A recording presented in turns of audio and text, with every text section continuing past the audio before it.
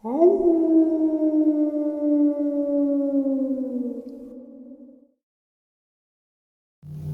greetings and salutations, everyone. I hope everyone is still doing well. Welcome back to tonight's second half. Before we jump into it, a couple links. As you all know, I rely on Patreon, PayPal, and the merch to help the channel to continue to grow and go. Links to Patreon and PayPal are in the description below. Merch displayed directly under the video. Also, Dogman, Frightening Encounters of Volume 1 through 3, the audiobook versions. They were written and researched by Tom Lyons, narrated and produced by me, Jeff Nadolny. Those audiobooks are available on Audible, Amazon, and iTunes, links to which are also in the description as well. Finally, last but definitely not least, if you'd really like to help support this channel to continue to grow and go, simply subscribe. It does not cost you a cent. Click that like button. Takes half a second. If you don't want to miss out on any of the informative uploads I put out daily, click that bell icon, and folks, please leave a comment. Why? Well, because all these things, they really do help this channel to continue to grow and go, and they definitely matter. Now, everyone, I have taken far too much of your time. Let's jump into tonight's second half, shall we? A Bigfoot-like creature stalks the Marines at 24 Palms, the Yucca Man. There are many versions of an age-old story. A Marine is assigned to a remote area of 29 Palms when he suddenly finds himself alone, in the dark and being circled by a wild, growling beast. He pulls out his weapon and flashlight to see an 8-foot-tall, hairy creature with 2 legs and glowing red eyes. The Marine then is either knocked cold or passes out in fear, awakened to find his weapon bent or broken in half. Another Marine survives his encounter with the Yucca Man, a Bigfoot-like beast of military legend, and the story is given a new life. The Yucca Man sightings have persisted among military personnel up until 2009. The creature goes by a number of names, including the Mojave Bigfoot, the Sierra Highway Devil, and even a slightly endearing nickname, Marvin of the Mojave. His appearance isn't limited to relevantly recent arrival of the Marine Corps Air Ground Combat Center. The local native tribes have been telling stories of hairy devils who have lived in the deserts among the Joshua trees for long as the native tribes have been around. As the area around San Bernardino Mountains began to develop in the mid-20th century, it seems the wild man, the Yucca Man, were pushed out of their native habitat and head first into developing civilization. Strange reports of bipedal beasts were reported as far west as Palmdale and Edwards Air Force Base. Unlike traditional Bigfoot sightings, the Yucca Man is said to be huge, scary, aggressive, fast, and threatening. It was at Edwards Air Force Base, with its numerous security cameras. The reports of the Yucca Man were said to be captured on video. Stranger than that, the wild man was said to have actually been caught on camera moving through a guarded, secure underground tunnel that hides the U.S. military's most advanced top-secret technology. In the 60s and 70s, U.S. Air Force Air Police units would be sent on a wild goose chase in the catacombs of Edwards tunnels after the man, who would suddenly disappear. On Edwards Air Force Base, however, the beast had blue eyes, not red. The blue eyes, according to one air policeman who was caught alone with the beast, was said to be 4 inches apart, the eyes of a predator, and risen 7 feet off the ground. They glowed blue to the man who was sitting in his police truck. Suddenly the eyes darted closer and covered half the distance between the animal and the truck in a blink of an eye. As an overwhelming stench filled the air, the airmen took a disturbance call and drove off. The airmen called it Blue Eyes for the rest of their time there, and still talk about him to this day. Today's second encounter is a Dogman encounter. This encounter happened in September of 2018, and I live on the edge of Sam Houston National Forest. a 5 or 10 minute walk from Lake Conroe down FM 1097. Strange things had been happening for about a month, with things coming to my home, weird noises in the woods behind my house. My wife and I had a dog that was taken by something, which I saw. Something grabbed my dog and yank it into the tree line. Unfortunately, I couldn't see what grabbed her, but when my wife and I went to find the place that she had disappeared, there was no signs of struggle, no blood, no fur, nothing. Like whatever took my dog just vanished. To shorten the story, it was about 4 in the morning. I was sitting on my porch smoking a cigarette, enjoying peace and quiet. But at this time it was too quiet, absolutely no noise. And this forest, even at 4 in the morning, there's always noise. So I shined my spotlight around the back side of my property and followed the tree line. I came to the biggest tree directly across from my porch, and next to the tree was the biggest wolf head I had ever seen looking at me from behind a tree. This head had to be about 4.5 feet off the ground. This thing had the brightest green eyes I'd ever seen. Captivating, actually. I just stared, slightly shaking, with the light in my hand. After a few seconds, this thing grabbed the tree with its hand, not paw, but hand, and stood up next to the tree. I was floored. What in the hell was I looking at? I was in shock, completely scared. This creature was gray and was standing there just looking at me. I couldn't move. I was shaking terribly. Then this thing took 2 steps towards me, and it snapped me out of my trance, and I reached behind me, trying to find the doorknob. I ran inside and woke up my wife and begged her to come out and see this with me. Surprisingly, instead of yelling at me for waking her up, she said she could tell something was wrong by the sound in my voice. She came to the front door, and I just knew this thing would be gone, but it wasn't. It stood there, and the look on my wife's face said it all. She was seeing what I was looking at. The creature then dropped on all 4s and walked down the tree line back into the forest. I've never been the same since. It's left me scared, where I'm afraid of the woods at night and very jumpy to noises and things. The creature then dropped on all 4s and walked down the tree line back into the forest. I've never been the same since. It's left me scared, where I'm afraid of the woods at night and very jumpy to noises and things. It looked like a giant gray wolf, which I now know is probably referred to as a Dogman. People need to know that these things are out there. I'm not saying people should go out there and obliterate them all if they could even find them, but people should be aware that they exist and they are out there. But believe me, I've tried to tell others, and they just laugh and make jokes and think I'm nuts, which makes people who have encounters shut down and not share their experiences. Anyway, that's it in a short nutshell. Today's third Dogman encounter. I was visiting my grandmother up in Long Prairie, Minnesota. I was spending a week with her, mostly just to help her with whatever she needed help with. It was summer, and early one morning, before sun was up, I went outside to tend to the garden and maybe get some squirrels for some squirrel dumplings for dinner. So I slung my .22 over my shoulder and headed out. I had just gotten myself 20 squirrels. My grandmother's place has a lot of squirrels. When all of a sudden I was picking my last squirrel up, and that's when I saw it, just on the edge of the woods behind my grandmother's property. I saw some sort of humanoid dog thing. It never attacked me, it just sat there, so I fired a couple of shots at the creature. It yelped and ran off into the woods. I then went into the house and proceeded to call the local police department.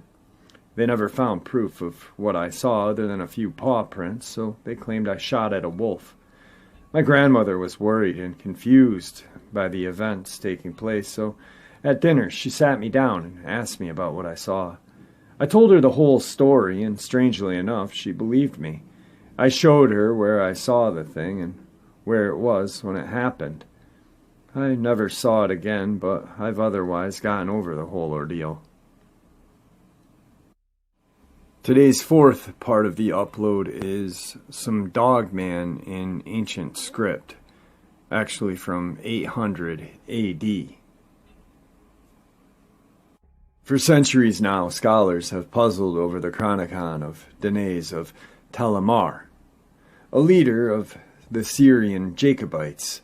From what can be determined, an ancient scribe was born in Mesopotamia, now Iraq, and recorded the remarkable account of an appearance of frightening and terrifying creatures just before the reign of the Greek Byzantine ruler, Leo IV, 774.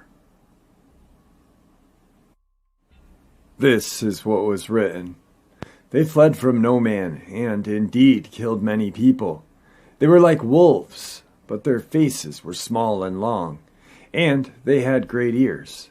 The skin on their spine resembled that of a pig. These mysterious animals committed great ravages on the people of Abadan Rock region near Ho. In some villages, they devoured more than 100 people, and in many other from 20 to 40 to 50. If a man did pursue them, in no way did the monsters become frightened or flee. Instead, they turned on the man. If the man loosed their weapon on the monster, it leapt on the man and tore them to bits. These monsters entered homes and yards and climbed into the night onto terraces, stole children from their beds, and went off without opposition. When they entered, dogs were afraid to bark. For these reasons, the country suffered more terrible experience than it had ever known before. When one of these monsters attacked a herd of goats, cattle, or a flock of sheep, they took away several at one time. These monsters finally passed from the land and went to the district in the southern Armenian along the borders of Assyria, and ravaged every village there. They also ravaged in the country of Mayperk and along Mount Kai, and caused great damage. At this point, several pages are missing from the ancient manuscripts. Many scholars have long maintained that the Danae of Talmar was only written as a fanciful tale. Others debate whether the monsters were packs of aggressive wolves driven by hunger to invade villages, or if they were herds of wild pig who were fiercely unafraid to turn upon these men who sought to hunt them down. There were many such accounts from antiquity that contained descriptions of strange, hairy creatures with glowing eyes that leapt on their victims from a dark ambush. Here's another Dogman encounter for you guys. Back in 1999 on an Air Force base in St. Louis County. First off, I'd like to keep my name confidential, just for the fact that it happened on an Air Force base. This happened sometime in September of '99. I forgot the exact date. It was early in the month, though. It was between 2 and 3 in the morning.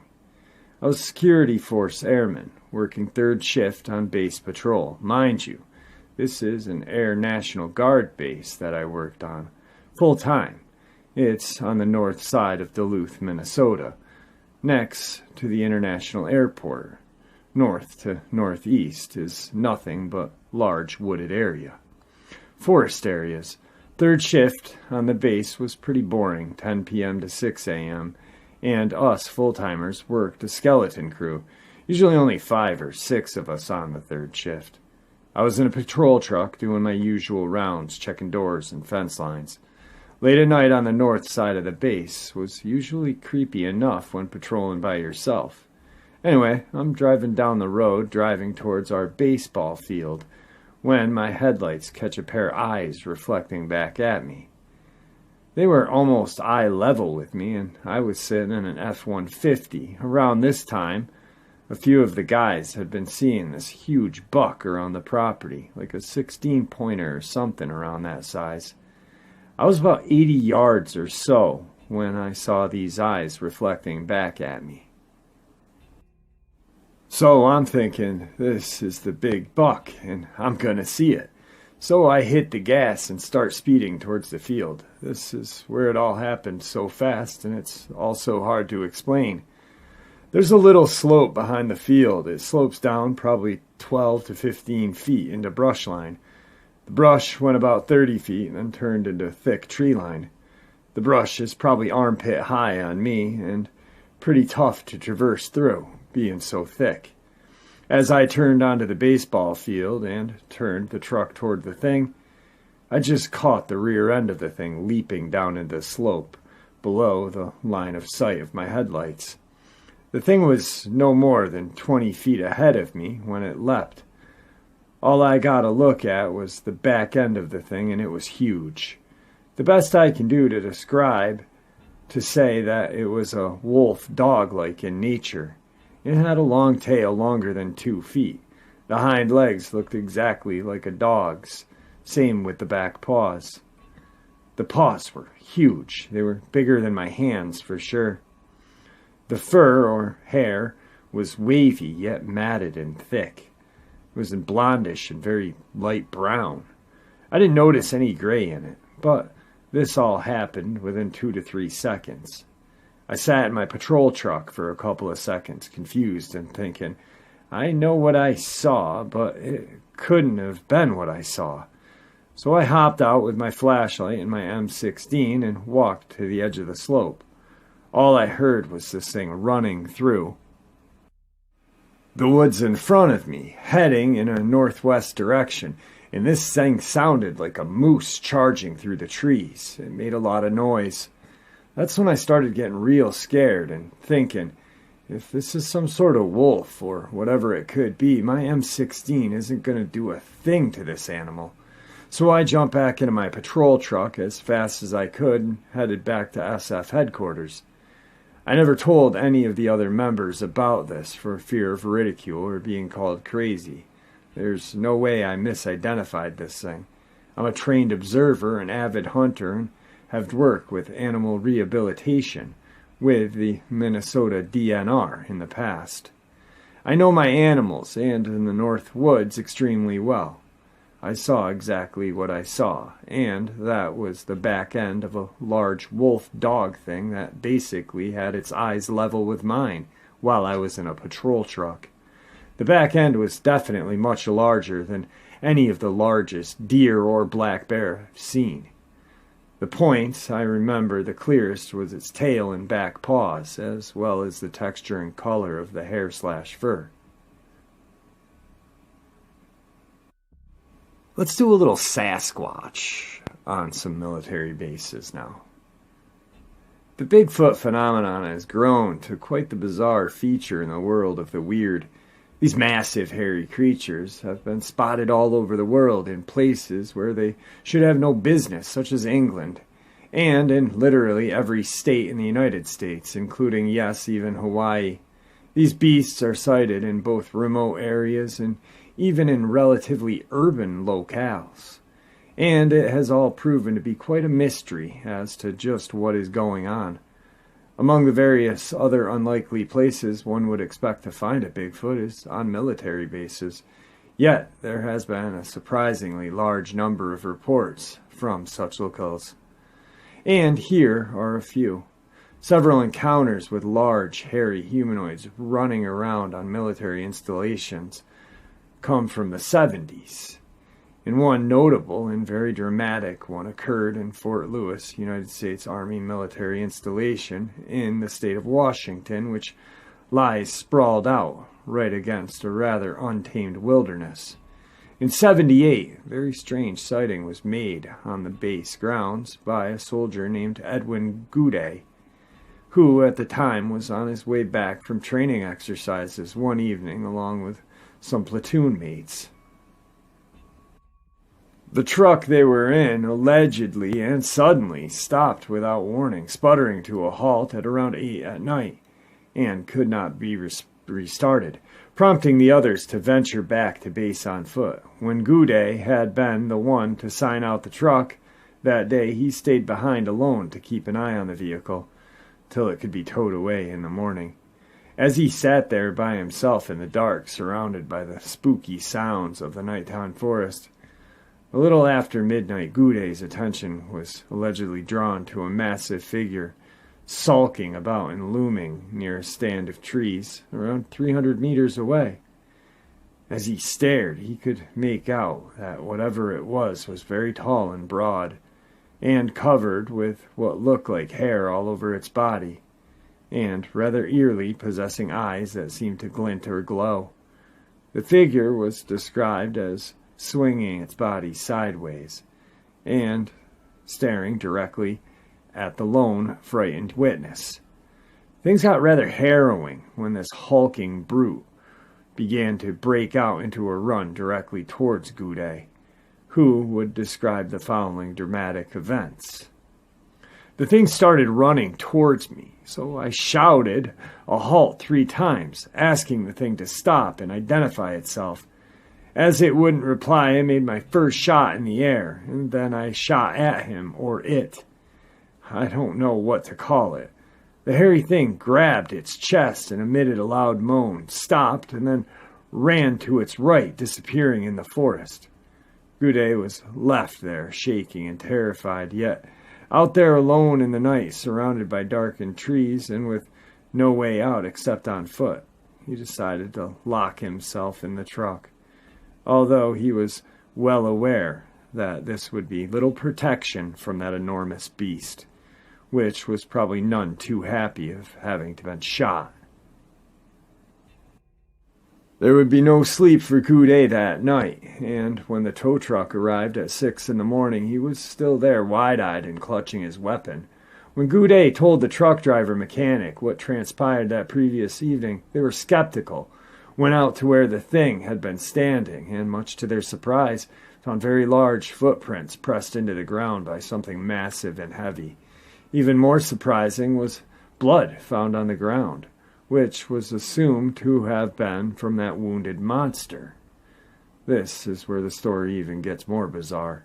According to Goudet, the mechanics made a secretive radio call, and not long after, the group of men in what appeared to be lab coats and thick rubber gloves descended upon the area, taking samples of the blood and making casts of the footprint.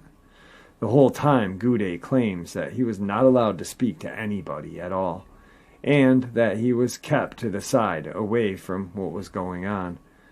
The perplexed Goudet was then whisked away to a base hospital, but rather than be looked at by the usual medical staff, he was examined by a doctor who was from the Air Force, which was odd considering this was an army installation. This doctor apparently ranked as a full colonel, and rather than disbelieving Goudet, seemed very interested in every last detail of the encounter. This mysterious doctor was particularly concerned with any anomalies, physical symptoms that Goudet may have been experiencing, such as headaches, dizziness, or tingling sensation, of which the witness had none. Goudet was then thoroughly examined and had blood, skin, and urine samples carefully collected, after which he was told to return to his barracks, and told in no uncertain terms to ever mention a word of what happened to him.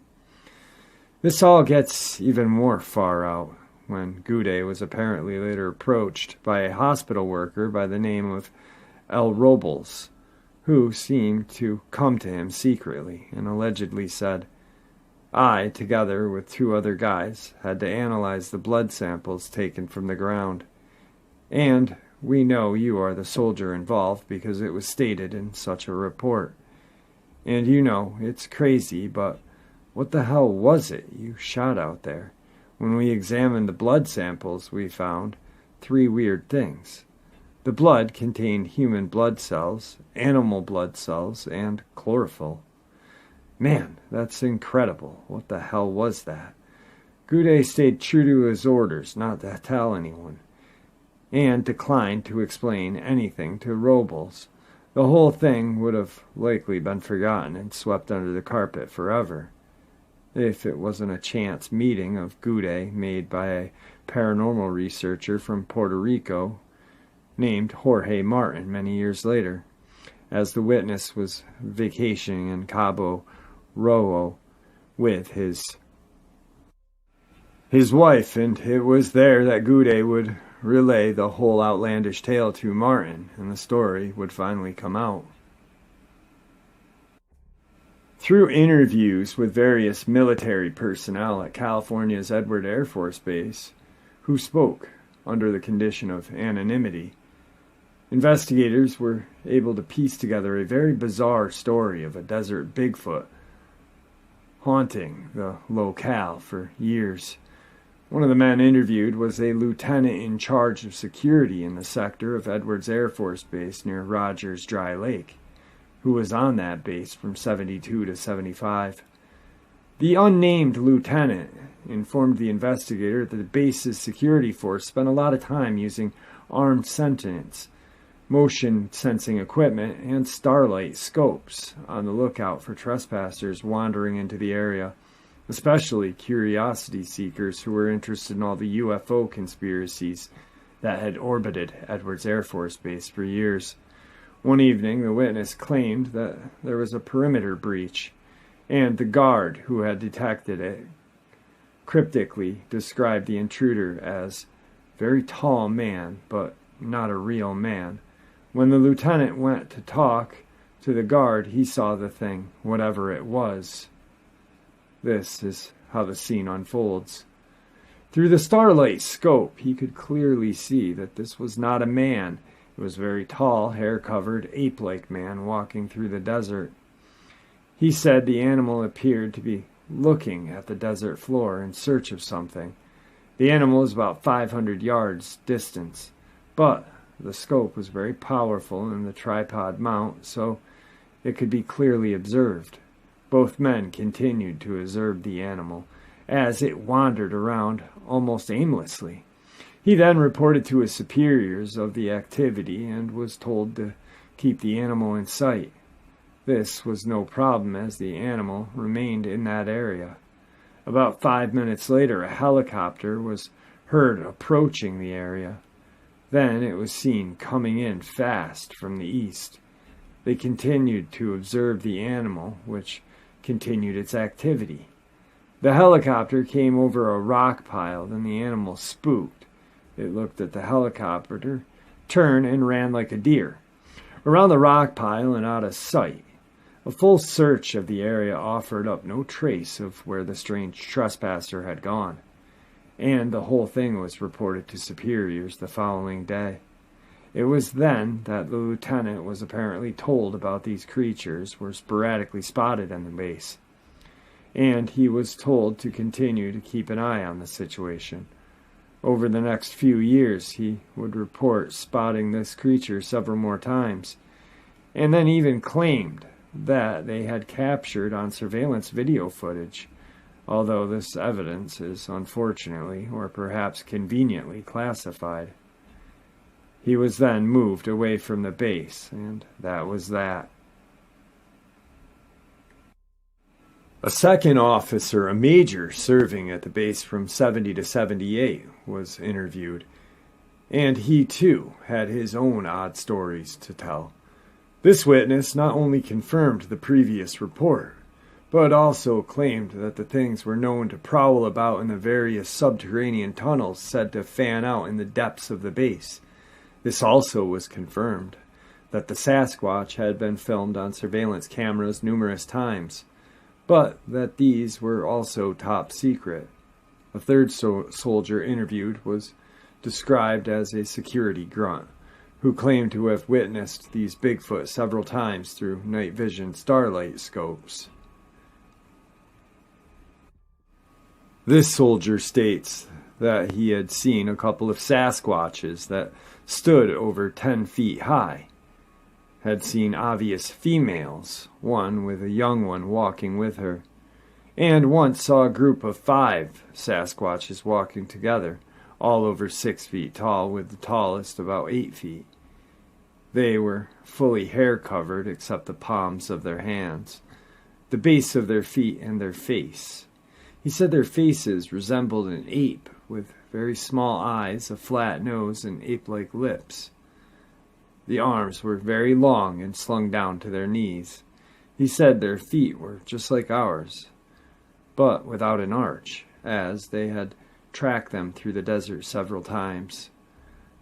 When asked about the surveillance videos, he stated he had no involvement in that. Wow, some absolutely horrifying, chilling encounters.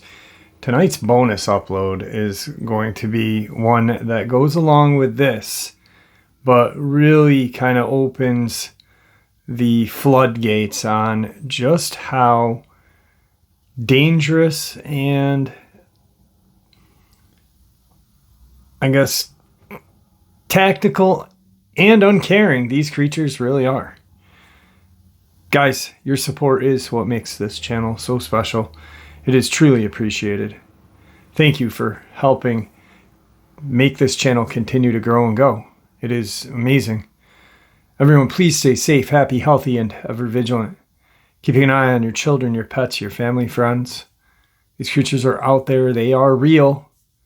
Share a little bit of information that we share on this channel with each other on a daily basis, with those that you love and care about. It may save their life someday. God bless you all.